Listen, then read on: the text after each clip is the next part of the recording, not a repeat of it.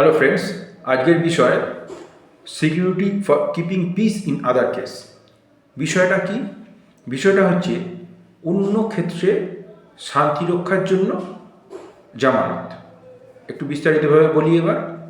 অনেক সময় দেখা যায় আমাদের আশেপাশে বা সমাজে বা প্রতিবেশীদের মধ্যে অনেক সময় আমাদের প্রতি কখনো কখনো দুর্ব্যবহার করা হয় বা দাদাগিরি করা হয়। সমাজে অনেক ক্ষেত্রে অনেকে দেখবেন দাদাগিরি করে বিনা কারণে। আপনার থেকে হয়তো তোলাবাজির জন্য তোলা চাইছে বা বিভিন্নভাবে আপনাকে হুমকি হামকা দিচ্ছে। তখন আমরা কি করি? ভয় পেয়ে আমরা পুলিশের কাছে জিডি করি। যারা এসব করছে তাদের বিরুদ্ধে দেখা যায় বিভিন্ন তারা ইনফ্লুয়েন্স খাটিয়ে পার পেয়ে যাচ্ছে, অর্থাৎ পুলিশ কোনো অ্যাকশান নিচ্ছে না। আমরা অনেক সময় লোকাল কাউন্সিলরের কাছে যাই, যারা গ্রামে থাকি তারা পঞ্চায়েতের কাছে যাই, কোনো রকম ফল হচ্ছে না। তখন আমরা কী করব? তখন আমাদের কিন্তু প্রভিশন আছে, যেটা security for keeping piece in other case, যেটা আমাদের ভারতীয় নাগরিক সুরক্ষা 2023-এর অন্তর্গত 126 নম্বর ধারায় রয়েছে, যেটা পূর্বতন সিআরপিসিতে 107 নম্বর ধারায় ছিল। আমাদের কিছু করতে হবে না, আমরা জাস্ট একজন লয়ারের শরণাপন্ন হব এবং তার সঙ্গে আমরা আমাদের যে লোকাল জুরিসডিকশনের অন্তর্গত আপনার এক্সিকিউটিভ ম্যাজিস্ট্রেট আছেন, অর্থাৎ কার্যনির্বাহী ম্যাজিস্ট্রেট, তার কাছে আমরা যাব। আমরা একটা পিটিশনের আকারে আমরা অ্যাপিল করব এই 126 নম্বর ধারাকে কার্যকরী করার জন্য।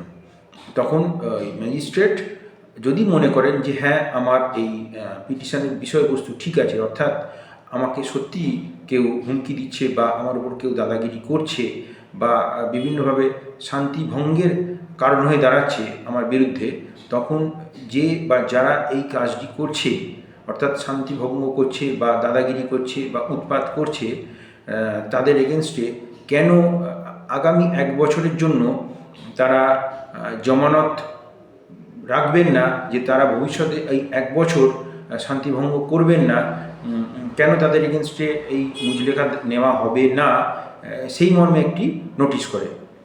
তখন তাকে ওই নোটিশ গ্রহণ করে তাকে নির্দিষ্ট দিনে আদালতে উপস্থিত থাকতে হয় এবং পরবর্তী প্রক্রিয়া চালাতে হয়। এবং যার বিরুদ্ধে এই নোটিশটা যায়, সে যদি কোনো কারণে এটাকে অ্যাভয়েড করে, পরবর্তীকালে কিন্তু তার বিরুদ্ধে স্ট্রং ক্রিমিনাল অ্যাকশান নেওয়া যেতে পারে। সুতরাং যদি কারোর ক্ষেত্রে এই ধরনের কোনো সমস্যার সৃষ্টি হয় যে প্রতিবেশী বা সমাজের কোনো ব্যক্তি তার বিরুদ্ধে শান্তিভঙ্গ করছে বা দাদাগিরি করছে বা বিভিন্নভাবে তারকে উৎপাত করছে, সেক্ষেত্রে কিন্তু আমরা এই 126 অফ বিএনএসএস বা 107 অফ পূর্বতন সিআরপিসি ধারাটা আমরা অ্যাপ্লাই করতে পারি। তবে এক্ষেত্রে অবশ্যই একজন লয়ারের হেল্প লাগবে, নাহলে কিন্তু এটা সম্ভব হবে না। আজকে বন্ধু এই পর্যন্তই। পরবর্তীকালে আমরা আবার একটা নতুন কোনো টপিক নিয়ে আলোচনা করব। আজকে এই পর্যন্তই, এবং যদি ভালো লাগে ভিডিওটা শেয়ার এবং লাইক করবেন। নমস্কার।